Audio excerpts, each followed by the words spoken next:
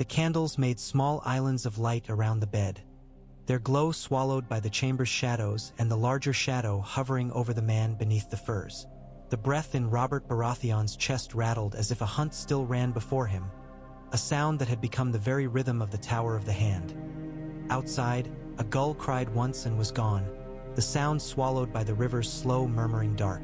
Eddard Stark sat with his back straight as a spear haft and his hands still on the table where he had set down the parchment bearing the last words a dying king would ever give him. The seals were hardening. The wax carried the scent of roses from some southern perfumer, a small sweetness that clung like guilt. The chamber was too warm. The leeches had been taken away, the maester's gloved hands as gentle as a priest's, and the pillows had been plumped and the furs smoothed. None of it mattered. Around the bed stood the white shadows of the Kingsguard, and behind them the white beard and wet eyes of Pycelle, who mumbled blessings under the seven and coughed into his sleeve when the rattling caught on a step and nearly stopped. Eddard closed his eyes and opened them again.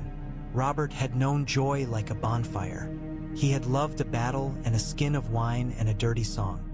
He had trusted too easily and forgiven too often and never learned the trick of looking behind him to see who placed the stool near the window. Even dying, he had reached for a jest and forced it through bloodied lips. He had clapped Ned's shoulder and called him brother, and the word had risen like smoke and hung in the rafters. "Lord Stark," Pycelle said thickly, if your lordship would allow me to attend his grace's humors." "Attend," Ned said and stood. He took up the parchment again and found that his hand had steadied. The letters did not waver. The wax had hardened. The words were there, each one as heavy as iron. He did not think of the difference between air and sun, not yet. He folded the parchment and slid it into his sleeve as if it were any other letter in a life braided from letters, orders, seals, and oaths. He turned and left the bedchamber, moving past the white swords who would not meet his eye and the spider who always did. In the corridor, the air changed. It smelled of stone rubbed smooth by generations of shoulders, of rushes, of the river's breath. Outside, dawn was a rumor more than a truth. King's Landing still sweated from the day just ended, and the city's heat seeped into the keep's stones like wine into bread. He walked alone until the whisper of slippered feet matched his pace. "Will you never take a torch when the hall is dark?" Varys asked in his soft, unplaceable voice. "One might think a northern lord would know the value of fire." "I know its cost," Ned said without stopping. He could feel the spider's attentive eyes on him, light as a moth and just as constant. "Do you go to your chambers to sleep at last?" Varys asked, as if that were what any man could do under the roof where a king labored for breath. "I go to the Godswood," Ned said. "It is the only honest place in this city. The weirwood here is made of stone," Varys murmured. "But the gods listen through stone and sea and wood, or so I am told." "They listen," Ned said. He did not know whether the gods listened to men like Baelish when they lied or to men like Roose Bolton when they smiled, but he hoped they heard him when he asked for courage without cruelty and justice without pride. The Godswood was a garden of southern trees and a white chamber where a carved face looked out with blind stone eyes. Ned set the parchment on his knee and bowed his head and spoke as he had as a boy in the cold wind by the weirwood in Winterfell, though here there was no breath, no whisper of leaves, no drip of sap. It was stone, and his words struck it and fell as sparks. When he rose, Renly Baratheon stood in the arched entry, a flicker of green in the shadow like a leaf turned to the moon. The youngest Baratheon wore his beauty like a cloak. He was gold and green and easy smiles, yet the smile now was thin and fixed too long. "Lord Stark," Renly said, voice kept low for the sake of what lay a few floors above. "We have less time than we thought. My brother is—" He glanced toward the Godswood's pale face, swallowed and amended. "There's little time." Ned had not expected him. He had, if he were honest, expected someone else. Baelish with a jest and a promise. Varys with a secret and a warning. Renly's very presence smelled like a fresh wind. Ned gestured, and they walked together beneath the carved gaze. "I told you yesterday what I know," Ned said. "What Robert never saw. The boy is not his, nor the girl. nor the youngest. I will not see this city put its head beneath a Lannister's heel and call it a king." Renly's eyes shone. "Then you will act now." "I will act by the law," Ned said. "The law names Stannis heir." "By the law?" Renly echoed, almost wistful. "Ned." "Law is ink. Power is men with swords in the street.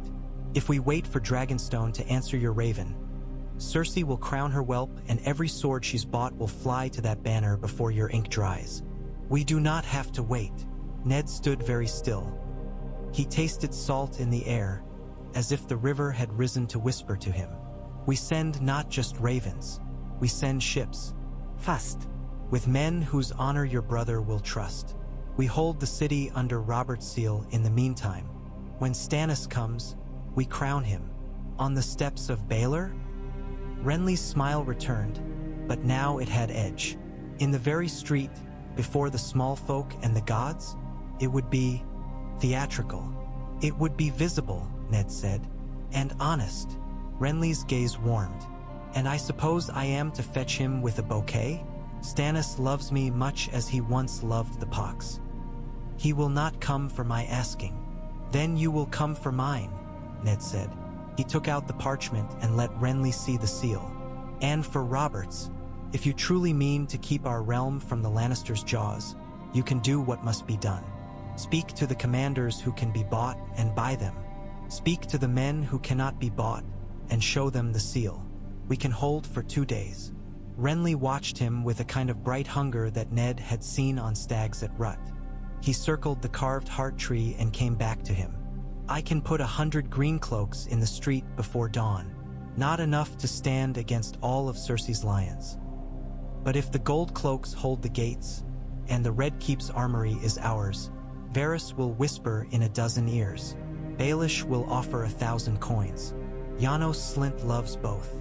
I will dismiss Slynt and name a man I trust," Ned said, knowing even as he said it that his trust was a thread in a city of knives. "If I cannot find a man, I will make one and bind his honor to mine. I have 50 Winterfell men. You have 100 in your pay. Barristan Selmy still wears white for a king, not for a boy. And there is one more. The Hound," Renly said. "He follows only himself. He follows strength," Ned said, "and contempt. He will hate kneeling to a child and a mother's whisper. He is a dog who chews the hand that holds him. We need not hold him. Only point him in a true direction and let him run." Renly laughed, a low sharp sound swallowed by the White Chamber. "I had heard northern men were humorless. Forgive me, I like this plan better than mine, because it is mine now, I suppose." "It is the realm's," Ned said. Renly sobered. "And when Stannis comes, you truly intend to kneel to him, though the city may love me more? Though the Reach whispers already that the youngest brother should be king for the sake of summer. I intend to give the thing to the man who has the right to it," Ned said, and felt the iron in it. "And I intend for you to be standing beside me when I do. Come stand there. Show him your fealty before all the world. He will not revel in it, but he will respect it." Renly's eyes flicked down to Ned's sleeve and the seal again, and then up to his face. He nodded as one man nods when he sees a river he means to cross and knows it will be cold. "So be it. I'll see the gold cloaks this hour, and I know precisely whose purse will buy them. The Tyrells have very deep purses and do not count their coins when they smell a crown." Ned found he was meeting the first honest smile Renly had shown all night. "You spend their coin for Stannis's crown?" "I spend it for the realm," Renly said, "and for the pleasure of taking the crown out of Cersei's fingers. Pray tell me that does not taste sweet in your northern mouth." Ned did not say he did not savor it at all. He watched Renly go like a green shadow flowing out of the godswood, and then he folded his hands and looked into the face carved here and remembered another face, a pale smooth bark stained with innumerable tears. He spoke no more prayers. He had an oath to keep. By dawn, the keep's courtyards had a new geometry. Men moved differently. Helmets turned when Ned passed, and eyes slid to his sleeve where the seal lay hidden. Some faces opened with hope and some pinched with calculation. Renly's men appeared as if grown from the flagstones, green cloaks draped carelessly, smiles careless as summer. They posted themselves at corridors and archways and along the walls in twos and threes, where shadows had accustomed themselves to other shapes. When Janos Slint came to the solar, his smile showed grease from a hurried spiced egg and pride at tasting both sides. "My lord Hand," he said, and bowed just enough to keep his head attached. "You sent for me sooner than breakfast." "You have eaten," Ned said. "You'll not mind the fast you'll keep in the black cells." Slint blinked twice, as if something in his eyes needed oiling. "My lord," Ned did not soften. "You will surrender your badge and your command. Renly Baratheon has recommended a man for your place." He gestured. The door opened and a square-shouldered Crownlander in plain iron stepped in. He had a face like a clenched fist and eyes that had learned how to look past coin. "This is Jacelyn Bywater," Ned said. "He will be Lord Commander of the City Watch until his grace names another." Slint's breath came out in a wet, angry sound. "You cannot," he began, and saw the men at Ned's shoulders he had not counted.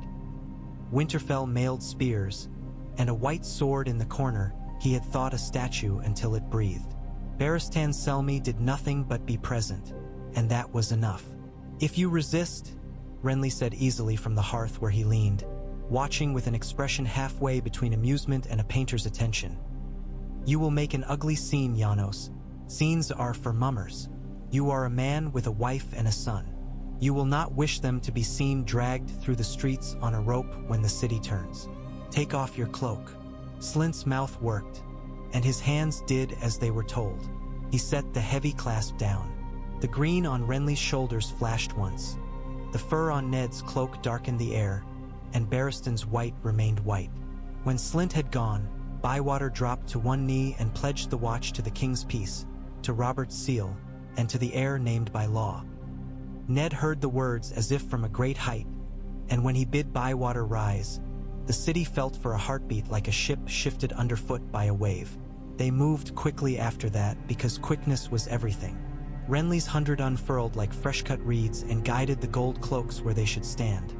At the gates, the armory, the granaries, the ships stares down at the river. They woke the High Septon with a ring of bells and told him a king's last will had named a protector until the law's heir came, and they wanted him to preach mercy and patience to a city that had never loved either. Pycelle was summoned to draw up proclamations and found his hand trembling less when he read the seal. Littlefinger came, quick as a snake drawn by warmth, and found Barristan in the room and Renly's smile in the corner and Ned standing with Winterfell behind him. "Lord Stark," Baelish said lightly, looking like a man who stepped from shadow to sun and liked both. "You have a new gardener for the gold cloaks? Beware. They grow where one waters them." Janos was very thirsty. "Then we will water them with law," Ned said. "And if that is pour wine for their throats, we will hold them by their oath." Baelish's eyes flicked to the parchment at Ned's sleeve and away again. "Oaths are such delicate china. Men drop them without meaning to and then swear you told them to put the plate too near the edge. I'm only here to say that some plates are better spared. Give Cersei an hour to take her children and go. The realm will bleed less for it." "She will face the law," Ned said. "The law is a blindfold sometimes," Baelish said. "It does not see roads that might keep us all from breaking our shins." He looked at Renly, then back to Ned. "But you have both made up your minds. I suppose I will take care not to trip in your wake." "You will not run before it," Ned said. Baelish laughed once, softly. "If I run, it will be because I hear horses coming, not because of fear. Forgive me, Lord Stark. I have to see a man about a purse." He bowed with perfect irony and left them his mockingbird as a shadow. 2 galleys left by noon, one with the black stag of the king at masthead and one painted as plain as any tradesman's boat, both hungry for the tide. Ned sent a smaller cutter in their wake hours later with nothing but ink aboard, letters in his hand to Dragonstone's garrison commanders and to Stannis himself, letter upon letter like arrows, all pointing one way. He slept not at all.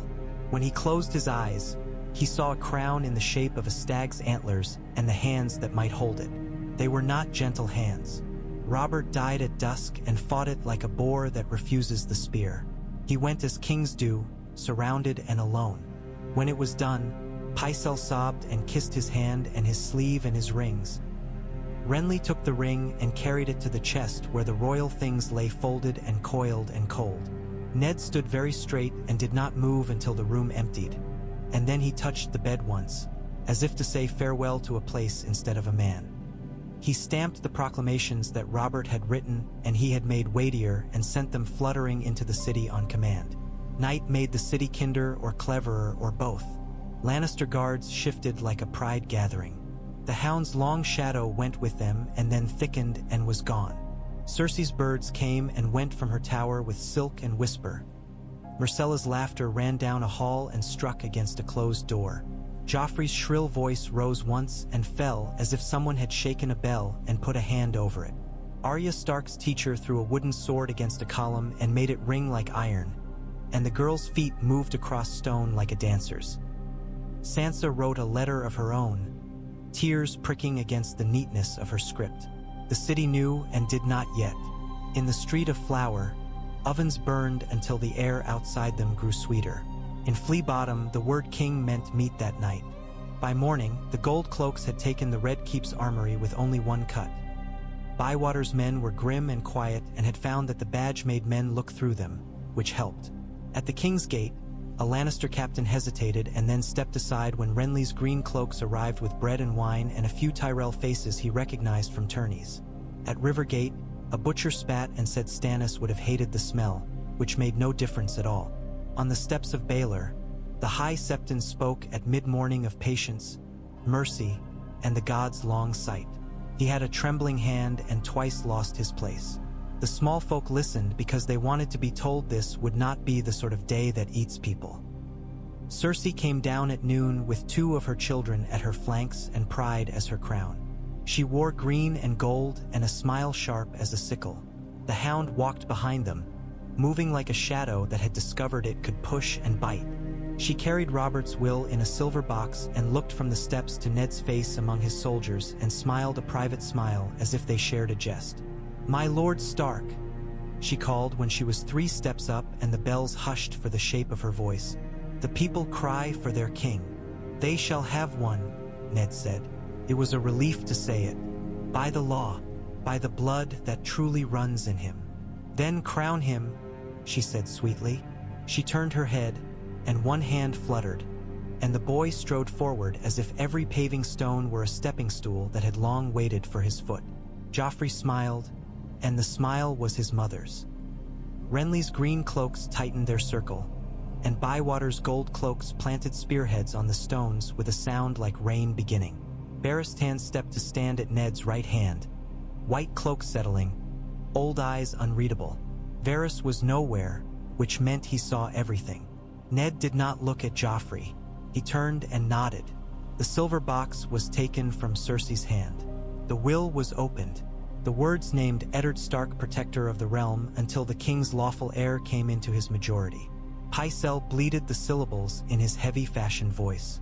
Ned felt the room, the world, the city shift again. "Law is a thing with edges. The lawful heir," he said aloud, and turned so that the people could see his face and his voice could go out past them. "Lord Stannis Baratheon of Dragonstone." He had never spoken the name with so much hope and dread. "By the kings of old and the princes of Dragonstone, by Undull and First Men and all the bonds of the realm. He is the king, not this boy, not any of this woman's children. Silence is not truly silent. It rings, it wavered. In the gap, Cersei laughed, and it was very bright. "You mean to set the city afire for the sake of a rumor," she said. "You mean to throw our children into the hands of a jealous older brother, whom even his own thinks hard as horn and just as warm." "Truth is not a rumor," Ned said. Renly lifted a hand, and the sound of iron moved as one. The gold cloak's spears crossed in front of Joffrey like a fence. Cersei turned her eyes on them and their points, and for an instant there was something like astonished delight in those eyes, as if she had not expected to be refused anything in her life. "Do not be fools," she said softly. "Your Grace," Barristan said then, and Ned heard the ache in his own throat in the title. "You have our pity for your loss. You have the king's mercy, if you will receive it. Your children will be honored and kept and treated gently. But your grace must come with us and lay aside all claims. The law requires it. Cersei's smile died like a candle pinched between fingers. The law requires nothing of me, she said, but she had forgotten to be sweet. And now her voice was a woman's voice, raw and real. She looked to the Hound. Sandor Clegane lifted his scarred face and let his eyes rest on Barristan's white cloak and then on Ned's face, and then on the boy he had just been told was not a king. He put his hand on Joffrey's shoulder, heavy as a sentence. Come, he said to the boy. Do what the dog tells you, just this once, and you won't get skinned. Joffrey jerked away. I am your king. Not today, the Hound said, and shoved him toward the spears. When Joffrey stumbled, Sandor's hand closed on his arm without gentleness and kept him from falling hard, as if some memory had cracked and was letting in strange light. That was the moment the city took its breath. Then it let it out and it was done. The lion banners did not come down, not yet.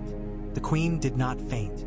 She was seized with such careful hands that it could not even be called seized, and disappeared within a ring of spears and white.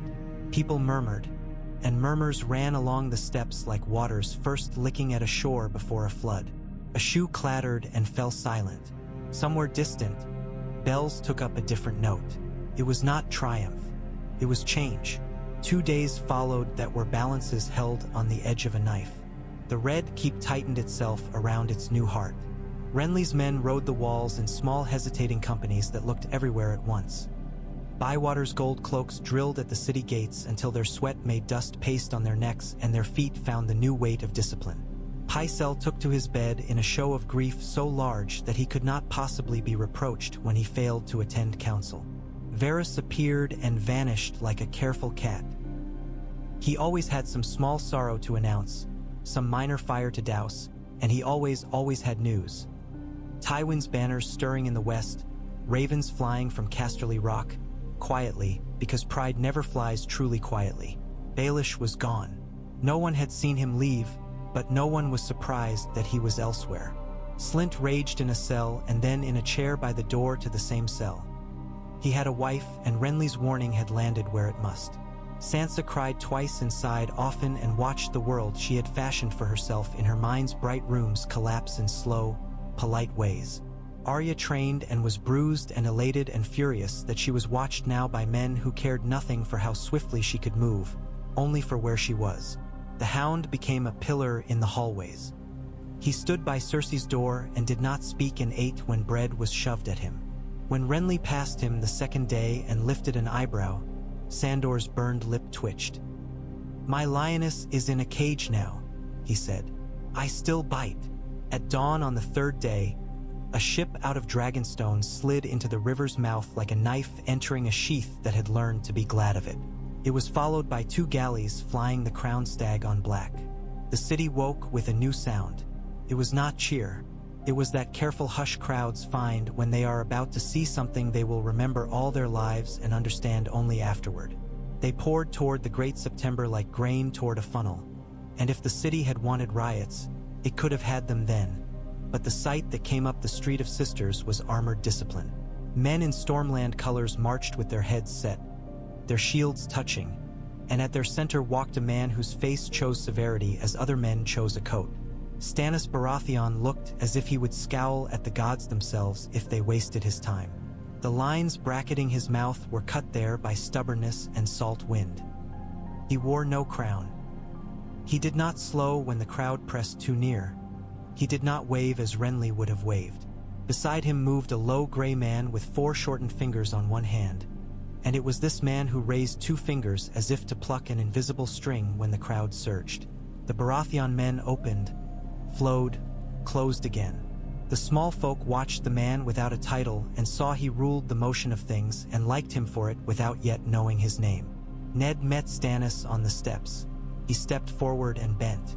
Stannis stopped 3 steps below him and did not accept it long. Lord Stark, Stannis said in a voice like old iron, you have sent me a letter that accuses a queen and names bastardy on the royal line. You had best be right. I am right, Ned said simply. And the city is yours. The city is the crown's, Stannis said. His gaze flicked once to Renly, who stood to Ned's left with his green mantle and a smile like sunlight forced through cloud. I did not think to see you here on this side. Renly spread his hands. I am precisely where I should be, brother. Best get used to it. Stannis's answer was the curtest of nods, but there was something in his face then that was less than loathing. He lifted his eyes to the High Septon, who waited on the uppermost step with oil and words, and then back to Ned. We'll do this once, Stannis said, and we'll do it properly. It is already begun, Ned said. He turned, and his hands found the weight they had not thought to hold. A circlet of hammered gold with antlers blackened as if they had drunk long of smoke and war. Renly took the other side of it without being bid. Together they lifted it, between them and above the city and beneath the watching gods. The crowd knew at last what they had come for.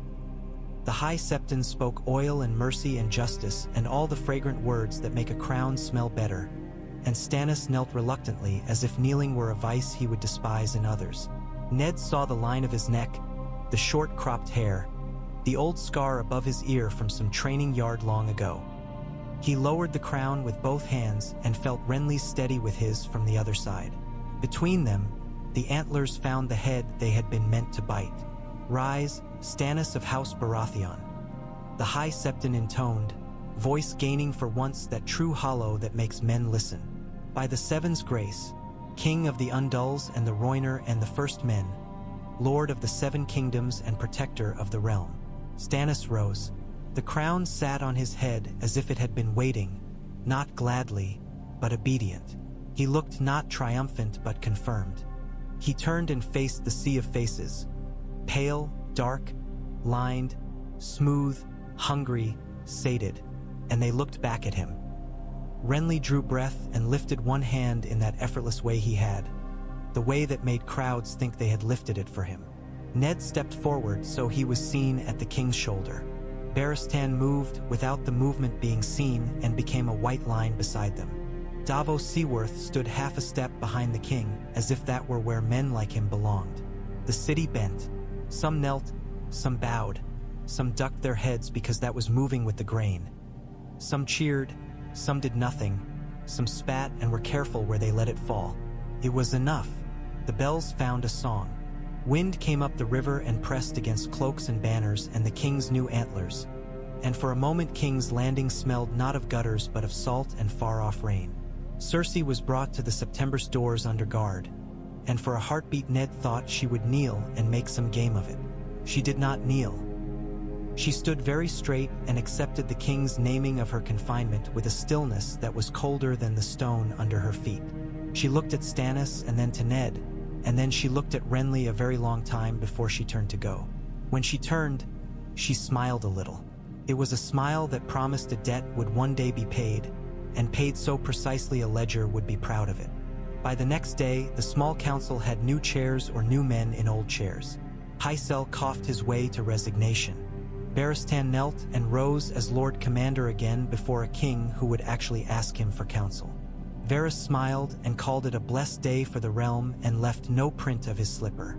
Davos sat at the table for the first time in his life and looked as if he would ask permission to touch it before he believed it real. Renly took up the office of Master of Laws and spoke of bridges that must be built between Storm's End and Dragonstone before winter touched them both. Ned was named Hand and accepted as a man accepts the last burden on a road he chose. Justice came down through the Red Keep's passages like rain through a roof that had decided to stop pretending. Grand Maester Pycelle was confined to his chambers with all his herbs and tears and sent a choral of protests to the council each hour. Lannister men in crimson and gold were relieved of their duty and their swords.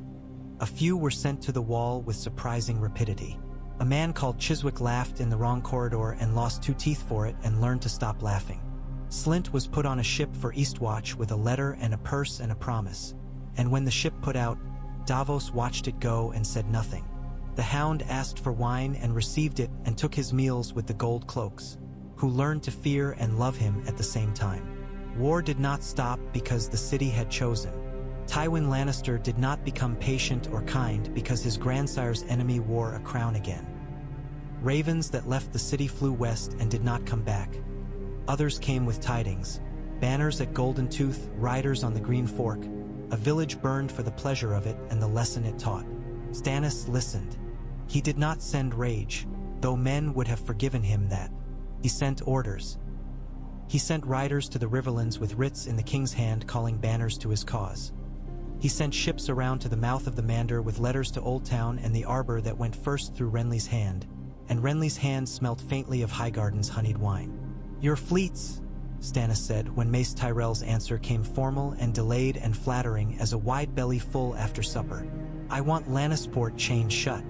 If the lion must feed, let him feed on his own tail. My good father of Highgarden will be most pleased to serve," Renly said, with that very particular precise moderation that had started appearing in his voice when he spoke of Mace. "And Lord Redwine's ships are thirsty for a cause. Their captains thought the war would bring them prouder duty than blockading a castle that is no longer besieged." "Good," Stannis said without courtesy. "Let them drink the sunset sea dry for all I care. I want Lannister gold to spend itself on bribes that cannot be delivered." He turned to Ned. "And Winterfell?" "Winterfell is ready," Ned said, "but the North will not yet march. If I call my banners while I am hand in the South, I make a war of it from both ends.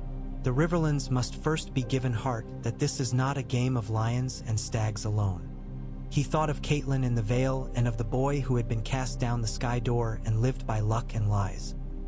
He thought of Tyrion Lannister with a sellsword at his shoulder, walking free because Catelyn had chosen honor of her own that had gone downward through the world like a thrown axe. "We must secure the trident." "Edmure Tully will answer," Renly said knowingly. "If his father's breath grows any fainter, he'll answer just to prove he is already Lord of Riverrun in deed if not in name." "Edmure is proud," Ned said. "He is not a fool." He did not say that pride and cleverness had often made unlikely brothers in the Riverlands. They did not have to wait long for the war to give them its first choices. A raid on the Mummers' Ford came with smoke and rumor, the mountain's laughter heard 3 valleys away. Riders with cats on their sigils and broken men with no sigils hunted peasants for sport and called it war. Stannis's jaw flexed. He put his hand on the table as if to hold the realm still with it. "If I ride west," he said, "I leave the city too soon. If I sit on this chair waiting for news brought to me, I become a man who sits. And the lion is moving." "You have men who can bite for you," Davos said. He favored one hand when he spoke, always. He hid it without seeming to hide it. "Send Prince Renly with horse. He has the Tyrell love, and the Reach's knights smile the same way at him as my boys grin at a fair. Let Lord Bywater keep the walls and Lord Stark keep your laws and your peace. Lend me some galleys to take to the Mander's mouth, and I'll find who is willing to look Lionward with mischief. Your Grace." The title came out still careful from Davos, as if his mouth had to learn it anew each time.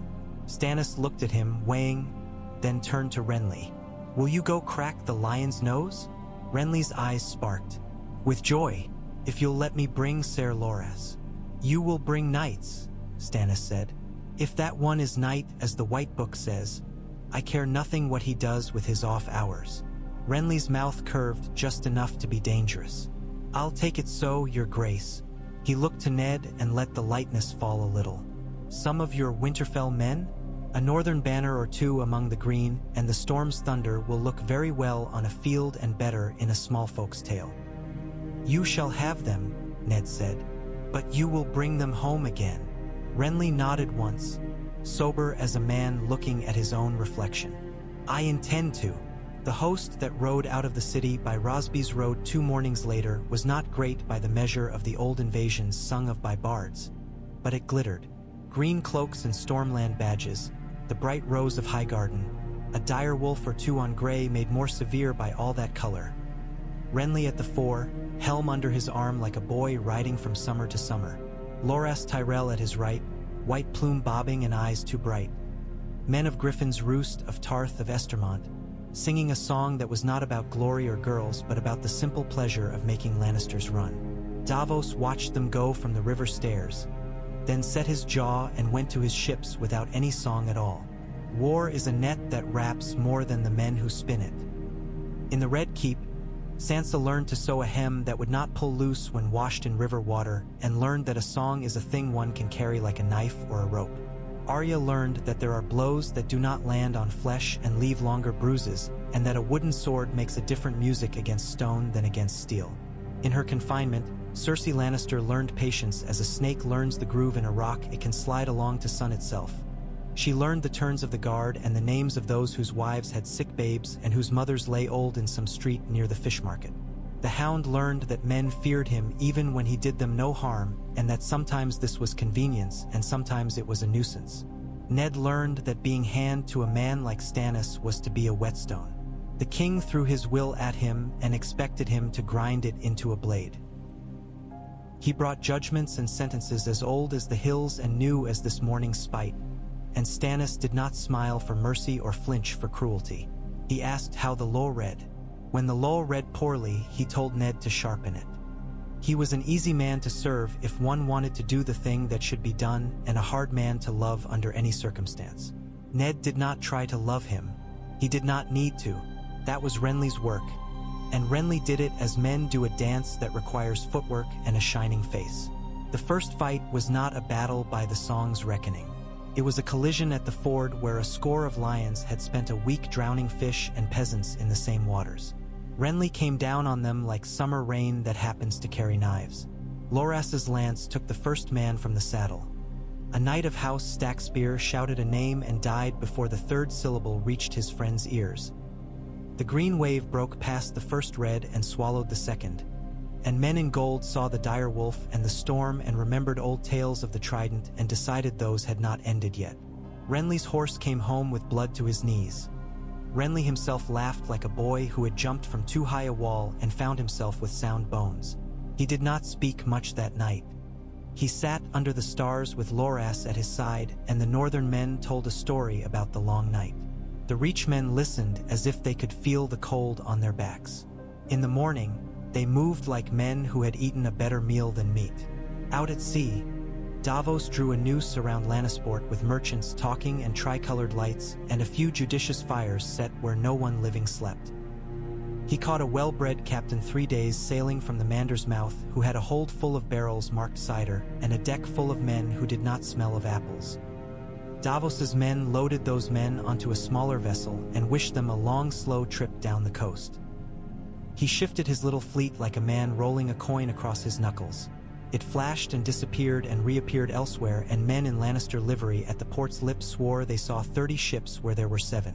By the time Redwine's grapes came to drink the sunset waters, the port's nerve had frayed, and when the banners of the arbor showed on the horizon, the coin that Baelish had sowed in that town refused to sprout.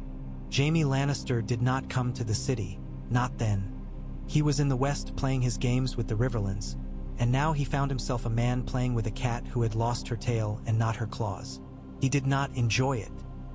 He wrote a letter to his father which a Tully scout read and laughed over before it found a Tully commander who did not laugh at all. Tywin read a different letter by candlelight in a gray tent and held it long enough for the wax to warm again under his fingers. "The boy sits a throne," he said at last to his brother. "The wrong boy. I told her that vanity is a poor ally. She has always thought herself stronger than she is. They have Jaime, they have the city, they have the damned Reach for once. We are not what we were 2 months ago. Could be worse," Kevin said. He poured wine and didn't drink it. "Could be a dragon. Dragons are the past," Tywin said. "We will buy ours. We will find ours. We will make ours." He looked down at the map and saw his own hands old upon it. "The wolf stays in the north for now. The fish will think himself brave. We will cut out the fish's heart and call it a feast. Then we will see how the king of stone and salt and law likes his supper." He sent Gregor Clegane out again, because sometimes a name is a spear in the ground to tell other men which way to run. He sent ravens to the twins because when the river floods, one needs a bridge, and Walder Frey had always been a miser who liked to be paid twice. He sent gold and promises and new suits of gilded armor down roads that did not touch the city, because a siege works on whoever is inside a place, and King's Landing had always eaten itself when it could not find others to devour. Back in the city, Sansa walked once to the steps of Baelor and looked at the place where men had made a king from the raw goods of right and courage and speed. She did not know if she believed in any of it. She whispered a line of a song and then stopped, because it sounded foolish beneath the weight of stone that remembered better songs. Arya watched Stannis pass one afternoon in a bright corner of the yard where the smell of oil and leather was strongest. He did not look at her. Syrio said a thing without saying it.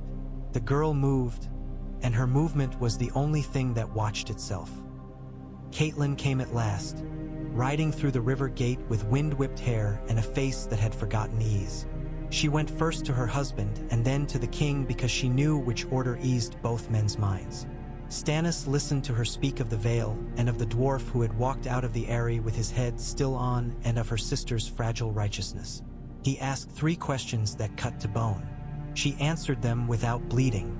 "I will send men to the Trident," Stannis said, "and a letter to Lisa Arryn. She does not answer. She will answer the crown." "She will answer no one," Catelyn said. "She has chosen fear for love and will sleep with it. She will not be woke easily even by a king."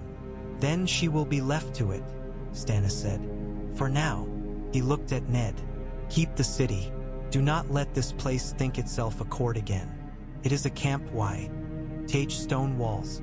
Treat it so." Ned looked at his wife and at the city he had begun to understand only by hating it less. "It will be done. The war did not end. No war ends ever. They only change their names." But the truth of that morning on the steps held like a beam holding up a roof while storms pass and return. When Ned Stark and Renly Baratheon had lifted the antlered crown and brought it down together on Stannis' waiting brow, something in the realm had remembered itself and said no to a certain kind of lie. It did not make the lions less hungry. It did not make the winters warmer or the summers longer. It did not make dragons wake in the east or keep them sleeping. It made a line, though, and behind that line men could stand. On a day when rain finally came not as rumor but as a troop, King Stannis sat the Iron Throne with his hands like clamps on its arms and listened to a man from the Stormlands plead a case of disputed fisheries as if it were an insult couched in nets. He sent the man away with judgment colder than the rain outside but fairer than anything he had received in a life full of unequal weights. Ned stood to the king's right and saw the way the water sheeted off the keep stones. Renly came in wet and smiling and brought a mess of news, some good, some bad, all told with the ease of a man who meant to turn the worst into at least an amusing tale. Davos stood with ink on his hands and salt drying on his sleeves and spoke of ships ready, of garners stocked, of men paid and men promised. Barristan held the hall in his gaze. Varys was there and then not. Cersei paced a smaller room and learned 2 more names that would be useful later. Sansa sat beside her needle friends and pricked a finger and did not cry. Arya danced her seeing. Robb read letters in Winterfell and held a sword he was learning was more than metal. Somewhere far over the sea, a girl in a city of dust watched 3 stones with all her future held like breath. A different city might have told this story more loudly. King's Landing remembered too much to shout, kept the shape of the day in its bones. When men spoke of the coronation, they said it had been on the steps as if the place itself required the words. They said the hand and the king's brother had lowered the crown together. The tale dressed itself in all the colors of the telling, and sometimes Renly's green shone brighter than the king's black, and sometimes it did not. It did not matter. What mattered was that the small folk had watched a king made before their eyes and had seen the men who made him. As the wet summer waned, storms snarled along the coasts and marched into the narrow sea with banners of lightning. The Redwyne fleet pinned Lannisport as neatly as a seam down a sleeve. The mountain found fewer villages he could burn without meeting men whose eyes had been taught by grief how to hold steady. 2 brothers marched and fought beneath the same banner and ate at the same table and did not love each other. But they worked. A law became a sword and a sword became a law. Fires were put out that had been waiting in straw for years, and more straw was always laid because men lay it. One night near Moonless, Ned walked alone to the Godswood. The stone heart tree was unsoftened by rain. He put his hand on its face and told it his burdens. The boy he had saved by destroying a dream, the ways his daughters were learning pains he would never have chosen for them, the letter he had written that set fires in the west, the man he served with who would break rather than bow, the man he stood beside who would smile as he did it. He told the stone the thing he would not say where it could be taken from him and used as a weight around his neck. That he did not know whether he had chosen mercy or justice when he chose Stannis, because perhaps they were not choices a man could split. The stone listened or did not. The river below the walls muttered. Somewhere in the city, the hound laughed once, short, because someone had told a bad joke badly, and that always delighted him. On the sea, swords of wind ran ahead of a new storm, and the ships in the mouth of the Blackwater rode them with the stubbornness of men who have agreed to a thing. A boy in the west named Tommen went to sleep with a cat beneath his hand and dreamed of bread. A girl in a palace room stared into a looking glass and saw the shape of vengeance like a gown. In the morning, Ned went to court and did the day again. There were petitions and disputes, and a knife taken off a boy's belt because he thought it shone, and a message from Old Town Fragrant with wax and caution, and a tanner who had beaten a lad who had stolen a strap, and a mighty lord who wanted something that belonged to someone who could not afford to say no. The king listened and judged. Renly smiled at some and not at others and cut the day's tangle into smaller, tidier knots. Davos kept count of how many men had to be paid to keep faith, and the number did not disgust him. Barristan watched and remembered who bowed out of habit and who out of thought. Varys smiled like a man who saw a spill and already had a mop in hand. Sansa sewed and bled less often. Arya bruised and smiled at it. When the first leaves in the Kingswood went yellow at the edges, Renly rode back from the west with Loras and with a banner taken off a Lannister captain who had thought himself very brave. He gave it to a small boy on the street who had been cheering too loudly and said, "There, but mind you share it." He came into the hall and shook water out of his hair and kissed his brother's cheek with the insolence only a younger brother may survive, and Stannis endured it with a glare that did not go deep. They spoke in low voices and then louder ones. The council watched justice and charm bicker and settle and find the place where both could sit. It would not last forever. Nothing does. But some days are beams and some are nails, and this had been a day of beams. In the streets of King's Landing, where sound and stink and heat make a stew that never cools, men made a space for a moment where a crown was not a game and not a theft. Ned kept that space as the rain came, as banners rose and fell, as ravens blackened the sky and were shot for meat and messages both. He knew winter would be worse than any Lannister. He knew men would fail him because men always did and always must, and he would fail some of them in turn. He carried on. It is the smallest heroism and the last. And when he lay at last in a bed that smelled faintly of river and wax and rain, he did not dream of weirwoods or wolf dreams. He dreamed of a set of steps and of hands lowering a weight onto a head that would bear it, and of a city that, for one morning, had held its breath and not lied to itself. Outside, the wind worried the banners. The antlers of a crown cast antlered shadows in the flicker of the sconces, like branching paths on a snowfield at dusk, all leading forward and none promising ease.